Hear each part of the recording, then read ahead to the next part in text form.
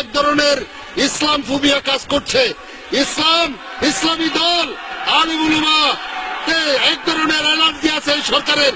বিগত 5ই মে শাপলা চত্বরে হেফাজত ইসলামের শান্তিপূর্ণ কর্মসূচিতে নারকীয় গণহত্যা চালিয়ে সরকার ইসলাম ও ইসলামপন্থীদের বিরুদ্ধে সরাসরি যুদ্ধ ঘোষণা করেছে।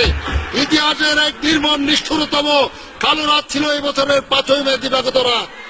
আল জাজিরা সহ আন্তর্জাতিক গণমাধ্যমগুলোর ভিডিও ফুটেছে। বিশ্ববাসী দেখেছে হত্যার পর কিভাবে টেনে টেনে গাড়িতে নিহতদের লাশ তোলা হচ্ছে। গণহত্যায় নিহতদের প্রকৃত সংখ্যা নিয়ে সরকার যতই গোপনীয়তা রক্ষা করুক না কেন, সত্য একদিন উন্মোচিত হবে।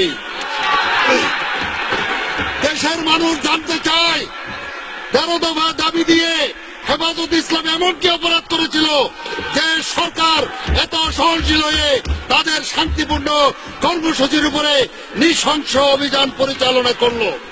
1971 সালের 25শে মার্চ কালো রাত্রিতে যেভাবে হানাদার বাহিনী এদেশের ঘুমন্ত মানুষের উপর ঝাঁপিয়ে পড়েছিল, কেন একই কায়দায় অপারেশন ফ্লাশ আউট ইত্যাদি বিভিন্ন নামে গভীর রাতে নিরস্ত্র ঘুমন্ত আলেমদের উপর সশস্ত্র হামলা চালানো হলো?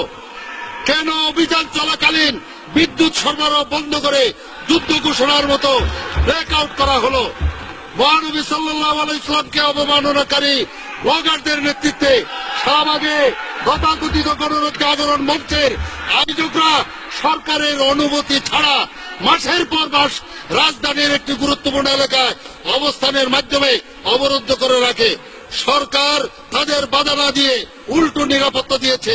অথচ সংবিধানে আল্লাহর উপর আস্থা ও বিশ্বাস পুরো প্রতিষ্ঠা, রাসূল করিম সাল্লাল্লাহু আলাইহি ওয়াসাল্লামকে অবমাননাকারীদের শাস্তি সহ 13 দফা দাবি আদায়ের জন্য দেশের আলেম উলামা ও ধর্মপ্রাণ মুসল্লিদের নিয়ে হেফাজত ইসলামের সমাবেশের মানুষগুলোকে একটি রাতের জন্য থাকতে দেওয়া হলো না কেন?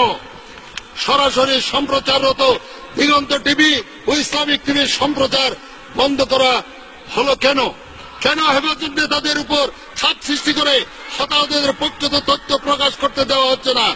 মাননীয় স্পিকার, আমি হেফাজত ইসলামের মহাসচিব আল্লামা জুনায়েদ বাবুনগরীকে রিমান্ডে নিয়ে যে অমানবিক নির্যাতন চালানো হয়েছে তার তীব্র নিন্দা জ্ঞাপন করছি। মাননীয় স্পিকার, আগামী জাতীয় নির্বাচন নিয়ে জনমনে অনিশ্চয়তা ও অজানা আশঙ্কা দেখা দিয়েছে।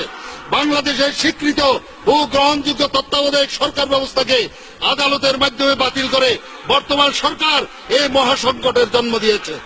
আগামী নির্বাচনে নিশ্চিত ভরাডুবি জানতে পেরে দলীয় সরকারের অধীনে নির্বাচন দেওয়ার অযৌক্তিক ও অশুভ পায়তারা চালাচ্ছে আওয়ামী লীগ। মাননীয় স্পিকার, তৎকালীন প্রধান বিচারপতি অবসরপ্রাপ্ত KM হাসান বিএনপি গণনার এই অভিযোগ এনে 2006 সালে সংবিধান মতে তাকে তত্ত্বাবধায়ক। ধন্যবাদ মাননীয় সদস্য। মাননীয় মন্ত্রী জনাব শাহজাহান খান, আপনার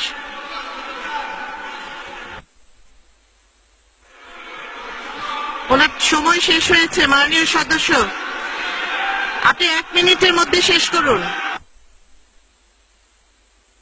তত্ত্বাবধায়ক সরকারের প্রদান করা হলে নির্বাচনে যেতে রাজি হয়নি আওয়ামী লীগ ও 14 দল। মাননীয় স্পিকার, মাননীয় প্রধানমন্ত্রী শেখ হাসিনা তো আওয়ামী গণনার নয়, খোদ বাংলা